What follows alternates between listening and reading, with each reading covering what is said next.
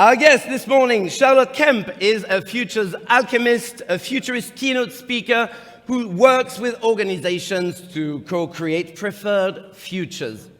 She is the past president of the Professional Speakers Association of Southern Africa and maintains membership of the Association of Professional Futurists. Charlotte is also a chief relationship officer for Voices into Africa, an events company seeking to raise the profile of speakers, events, and collaborations across Africa. Please give a warm welcome to Charlotte Kemp.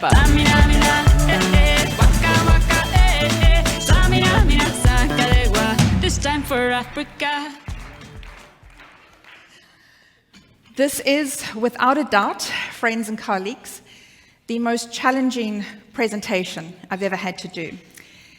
Because how does one talk about in a short period of time and give justice to the vastness of an entire continent with over 54 countries, 200 languages, as many religions, 1 billion people?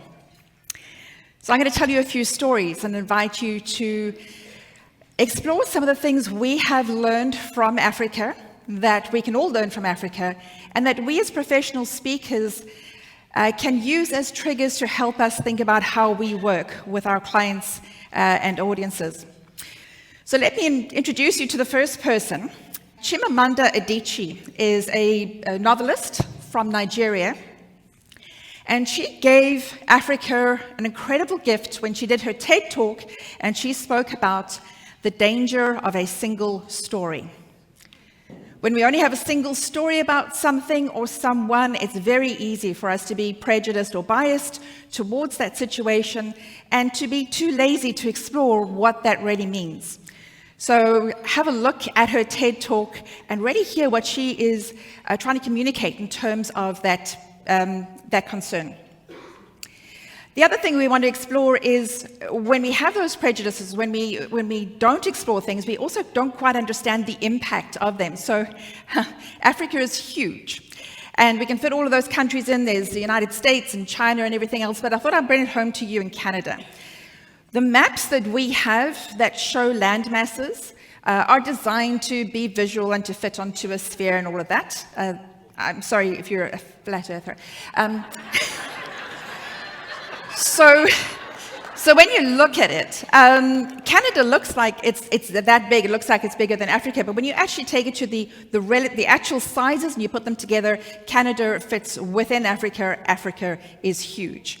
So we need to kind of challenge all of our assumptions, all of the things that we automatically believe about Africa, the stories that we hear. We will hear stories about poverty, disease, corruption, danger, wild animals. There are a whole lot of those stories about Africa, and of course, in any landmass, some of that is going to be true. But when we just blanket the whole of Africa and think Africa is poor, we obscure the fact that Africa is very wealthy in her land and in her people, but that wealth has been looted from the continent. This graphic changes a couple of times. There's a link to it, and it's kind of updated. There's $30 billion investment coming into Africa, but immeasurable amounts of money leaving Africa in terms of corporation profits, natural resources, and minerals, etc. Another thing that we have when we look at Africa are these automatic visual cliches. And this is one you will see everywhere. If you go and look in a bookstore, in a library, and you look for a book about Africa, you will very often find one of these kinds of covers with the beautiful African sunset, the silhouette either of a regular tree or a baobab tree, and then, of course, of animals. We're not above using cliches ourselves, but we recognize them when we are. So don't just kind of adopt a cliche without exploring it. Another thing that we want to do in Africa is to cultivate reasonable hope. And that's what we should do as speakers, cultivate reasonable hope for people. For example, the so-called American dream is utterly irrelevant in Africa. And we can't talk about what the so-called Western world might think of as success in Africa. Africa has other ways to measure that and other ways to make progress. So now I want to introduce you to my friend. Her name is Yilangpru Jinka. She's from Cameroon, although she lives in Johannesburg at the moment. She does documentaries about business and business areas around Africa, demonstrating some incredible opportunities that are out there and work that is being done. Have you ever heard one of your speaking colleagues stand up and give a speech, and you just go inside, oh, I love that content. I wish I could share that content. But, you know, ethics. So when I heard Yilang's message, I fell in love with her content. She has an absolutely incredible story. And I started putting her forward to anybody that I knew. You've got to hire Yilang, you've got to talk with her, she's got to come and speak with your audience. And eventually she came back to me and said, Charlotte, can we work together on this and turn it into something? So she and I are now co-writing a book on her topic. This is an absolutely incredible gift. And her white paper at the moment is called Africa on the Brink of an Economic Miracle. And that's difficult to get our minds around when we're thinking about all the reasons why it doesn't work. But Yilang lists some very good reasons why it could work, why it should work. If we lean into those opportunities, we can change the story about Africa in the future. One of the examples we talk about in the book is about the incredible technology that is available in Africa and the technology and innovation and IT hubs around the continent. They really are phenomenal. They're doing amazing work. There's a report about how Africa is leading the world in mobile money technology. Now, I'm sure everybody in this room has got a smartphone, and you've got your banking app on your smartphone. You can check your balance and see if your client has paid you or not while we're sitting here. But what is amazing about this product, M-Pesa, which started in Kenya, is that it's not run on a smartphone. It's run with an old-fashioned text-based technology. So people can get paid, pay other people, pay school fees, send remittances back home. They can make investments and savings, and they can buy insurance using text messages only because of this M-Pesa technology. So there's really some incredible things that we can do in Africa because we can leapfrog over all the kind of inherited technology that we might have in other parts of the world, and we can just get to the stuff that works for our people where it's necessary. There's another thing that Yilang and I are looking at is about the population in Africa. There's a concept called the population dividend. And what that means, demographic dividend, what it means is that if you've got a large number of younger people who will grow up to become earners in an economy, and they're earning money, they're contributing to the economy, they're paying taxes, then that country has a huge economic benefit. But that demographic dividend can equally be a problem if we don't get it right. So, I'd like to invite you one day to get a big cup of coffee, block off an hour or two on your calendar and play with populationpyramid.net. It is an absolutely fascinating experience. Yes, this is incredibly binary. The blue is boys, the pink is girls. Every line there represents 4 years at a time, and this is the global population at the moment. So you can see, obviously, younger people, older people, and a few there above 100. Do you want to know what Canada looks like? That's your pyramid. So what's that showing is that you've got fewer younger people who will be growing up into economically active adults later on. And you've got older people who will be kind of aging out at the top of that, and you're going to have to make policy changes and taxing decisions and retirement decisions based on that kind of information. That is what Canada looks like. Do you want to know what Africa looks like? There. Just compare it again, Canada, Africa. So we've got the huge number of people that can come into the economy, can do some amazing things if we can educate them, if we can put the right kind of businesses together, if we really kind of double down on the entrepreneurial activities that are available in Africa. So that's the African population. Play around and have a look. This is China, just for fun. And the United Arab Emirates looks like that. Okay, so that's just for fun. Go and have a look. But what we're looking at with Africa is this incredible opportunity with all these people.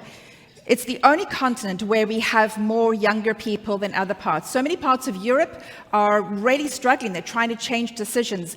Japan is changing how they kind of entice people to marry and have babies, please, otherwise we're going to have problems. And Africa has got the exact opposite situation. So another thing we want to look at while we are comparing these issues is to explore the narratives that we have, the stories that we tell. Because the stories that we tell reinforce the perceptions, the incorrect assumptions. And if we don't pause every now and then and say, what does the story mean that I'm telling, we're going to be perpetuating all of the things that don't work for us. So here's another absolutely wonderful woman. Her name is Charity Keys. She's from Nigeria. She is a journalist originally, but now she is TikTok famous and she's YouTube verified. She does an amazing amount of work, really kind of challenging the narratives and the stories that people have. So on her TikTok channel, she'll post, like they do on TikTok, that little question that somebody has, and she will respond. And she's responding with a very playful, sarcastic response to the assumptions that people in other parts of the world have about Africa. They will say, you know, do you have electricity in Africa? And she'll be sitting in front of, you know, the television, and she'll be saying, no, we don't have electricity, we just, you know, wait for lightning. And they'll say, do you have rain in Africa? No, we don't have any rain in Africa. When we need water, we go to the center of the town, and then, you know, we cry to the ancestors, and that is the water we use. It's a little bit playful. The one, she's always got these things where she's saying, we can do this. We have these things that you have in the rest of the world, but we prefer what we have in Africa. So she's really kind of demonstrating that just because something exists somewhere else doesn't mean we have to adopt it. One of the latest videos that I saw her speak about is she says, people in the rest of the world look at Africa and say, oh, but you're so poor. And we look at the rest of you and we say, oh, but you have so much debt. And one of her really fun ones is she says, somebody posts and says, do you speak African? And she says, yes, everybody in Africa, Africa is one country with 54 cities, and we all speak African. And I'm speaking African right now. The only reason you can hear me in English is because I prayed to the ancestors, and they're translating it. So what Charity does is challenge us to think about the automatic assumptions we have about somewhere else in the world or some other part of the world that we're not familiar with. And she teases us so that we can laugh and then look at ourselves and then re-examine what it is we believe. Please spend some time with Charity on Instagram, TikTok, Facebook, and really enjoy the content she's got. We want to change some other narratives. This is a country in Africa, maybe you know. But this is a country in Africa that has the highest population of women in government in the world. It is a country with incredible IT technology hubs, innovation hubs, where people are being employed into that sector and trained up, and obviously a lot of women, almost as many women as men. It is also a country that has decided to be the transportation hub in the area. So they built this airport, this incredible transportation system. It's also the country in Africa that has the worst story about genocide, about the Hutus and Tutsi and how they fought against each other, neighbor killing neighbor. It was absolutely horrendous. It tore the heart out of that country. And as they started to recover, they made a decision to change the story that they tell about themselves and that the rest of the world tells about them.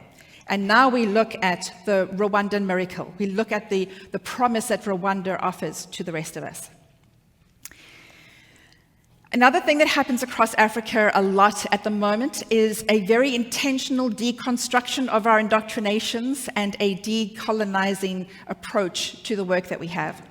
We will look at everything like the music we have, the forms of government, the laws that we have, education, and we will decolonize it and reconstruct it for how Africa used to be.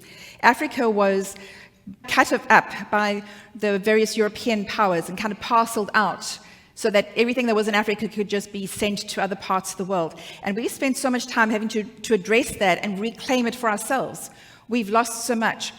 And sometimes it really doesn't make any sense that we just import these models from other parts of the world, because I'm enjoying being here in Canada at the moment and seeing the snow, but when I get home for Christmas, I'm going to be on the beach like Santa here. So some of these things that we import just don't make any sense. A lot of our history has been taken away from us. The oldest university in the world is in Africa, Al-Karim, founded by a woman in 859 AD. And we've forgotten this. We in Africa have forgotten these stories.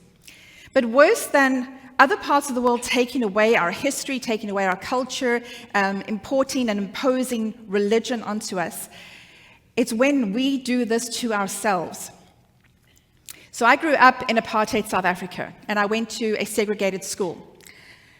And of course, I was at that age where I would be questioning this racial divide, and it was just before our government really changed and started to address that, and we got the new government. But this one thing here is something that I didn't realize until very, very recently. The signs there are in Afrikaans and English. So the one on the right-hand side says, Net Blankes, Europeans only. Net Blankes means only whites, Blanca being white. So in Afrikaans, we would say only whites. But in English, we said Europeans only. So I was a European in the country of Africa, South Africa. And it wasn't until recently I'm going, at that stage, I had never yet stepped into Europe. I've never been there. I've got 5 generations of family born in Africa, but I'm being called a European, and I need to address that. But it's also uncomfortable in South Africa to kind of really address that, because we have a whole lot of tensions, obviously. And then Yelang Prujinka, when we're together having a conversation, she was saying something really profound, but all I heard was this. She said, Charlotte, African woman like you and I. And that was the first time anybody had ever called me African. And I started crying. That is what we have lost because of a lack of Ubuntu, a lack of respect for what is in our continent. So we can't, talk about Africa without mentioning Nelson Mandela, but he really kind of epitomizes that Ubuntu nature. He talks about we can't enjoy our humanity if the other people are not able to enjoy their humanity as well. So let's just take this home to speakers so that you can see what is happening in your profession in another part of the world. My home association of PSA-SA had, up until the president who came before me, who was Joni Petty, all of our presidents have been men. Apart from Billy Salekani, all of our presidents have been white. Up until this point, everybody had been a South African for an association that represented the region of Southern Africa, Zimbabwe, Namibia, Botswana, etc. This year, our president is Tsitsi Mtendi.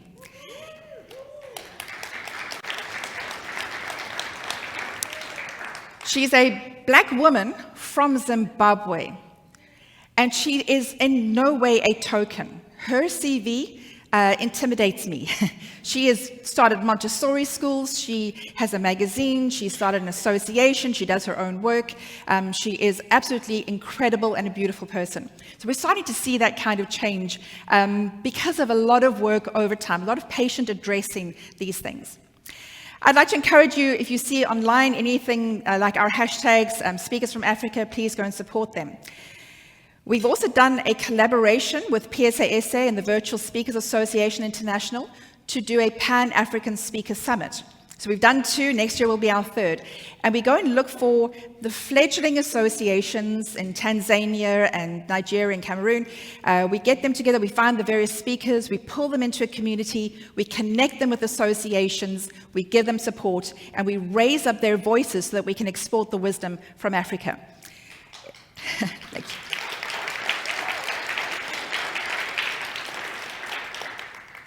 Some of our sections of our conferences would stand up against any other conference anywhere else in the world. We have some incredible talent there. So please do support that if you see that online. And we're also looking for sponsors. So what can we learn from all of this for our own selves? Well, first of all, we want to challenge our assumptions. When we're assuming something about an industry or a part of the world, we want to challenge those assumptions and not just walk in there thinking we know exactly what is happening. We want to cultivate reasonable hope.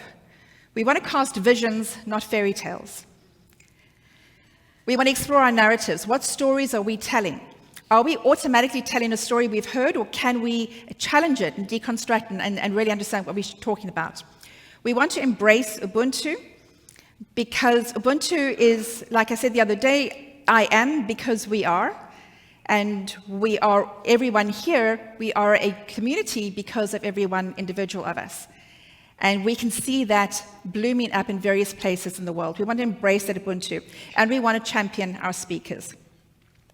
So as we close, I'd like you to consider this one thing. Africa is a part of the world, and what has happened in Africa has been because of things that have happened in the rest of the world.